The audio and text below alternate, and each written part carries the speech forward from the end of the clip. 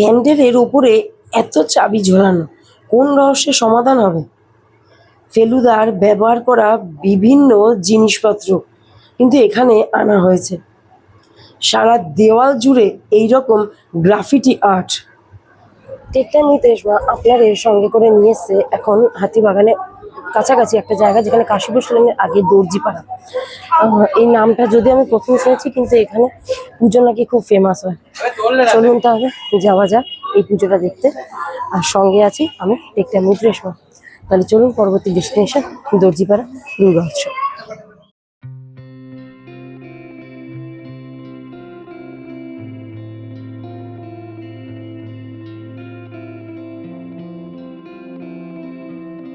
রহস্য রোমাঞ্চে ভরা এই বছরে দর্জিপাড়া ভাবনা হচ্ছে নয়ন রহস্য।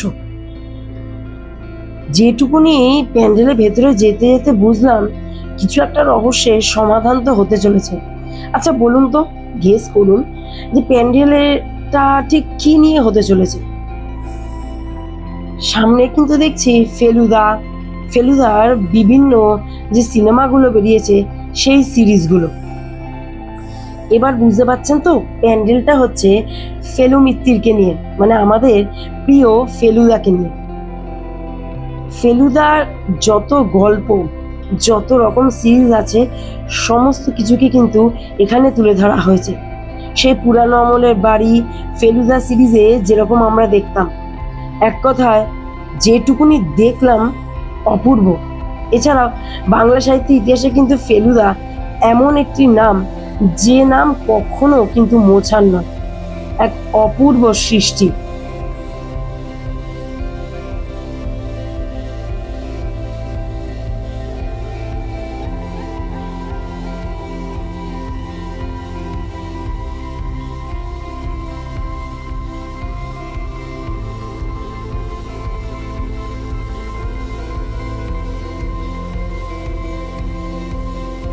সামনে ফেলুদার ব্যবহার করা সমস্ত রকমের জিনিসপত্র। চলুন আস্তে আস্তে এই জায়গাটা তো ঘুরে নিলাম, এবার যেতে হবে প্যান্ডেলের ভেতরের অংশে।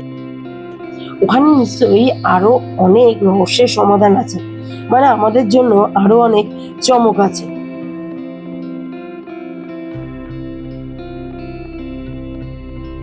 প্যান্ডেলের আরেকটা অংশে ঢুকতেই দেখি উপরে কত চাবি।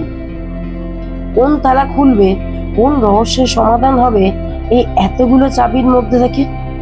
এছাড়াও আমাদের সাহিত্যে বিভিন্ন সময় যত গোয়েন্দারা এসছে, তাদের প্রত্যেকের কোন দেশ থেকে এসছে, কোথাকার, সেই সম্পূর্ণটা কিন্তু এখানে তুলে ধরা হয়েছে।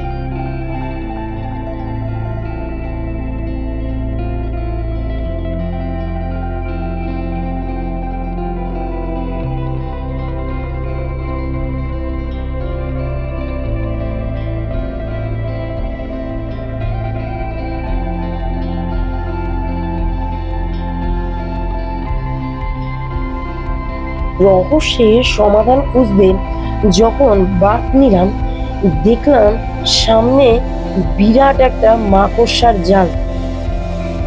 দেখুন কি দারুণ কাজটা করেছে, অপূর্ব করেছে এই জায়গাটা, যে এত সূক্ষ্ম বুনন এই কাজের। এখানেও কিন্তু একটা গল্প আছে, সেটার জন্য এখানে মাকড়সার জালটাকে রেডি করা হয়েছে।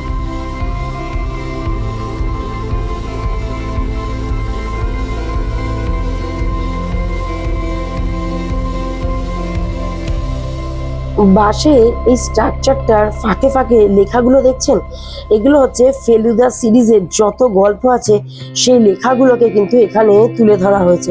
আর এই যে ফেলুদার ছবি দেওয়া যে এগুলো কিন্তু সম্পূর্ণ টিনের যে তোরণ বা তোরঙ্গ আছে সেটার মধ্যে করা হয়েছে। চলুন এই পার্টটা তো দেখা হলো, এবার যাই সোজা মণ্ডপের দিকে, যেখানে মাকে রাখা হয়েছে।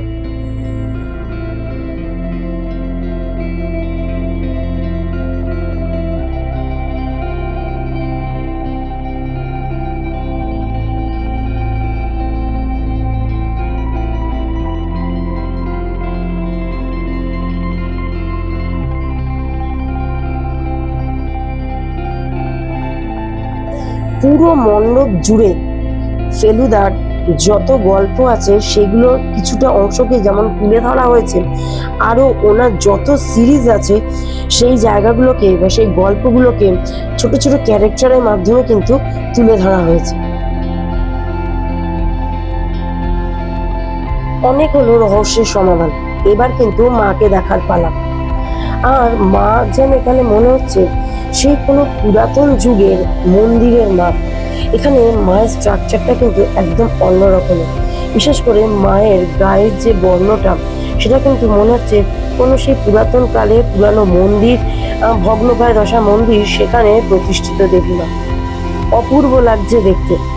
মানে এই রহস্যের মধ্যে এরকম মায়ের বর্ণ রহস্য, বেশ টোটালটাই একটা রহস্য রহস্য গন্ধ।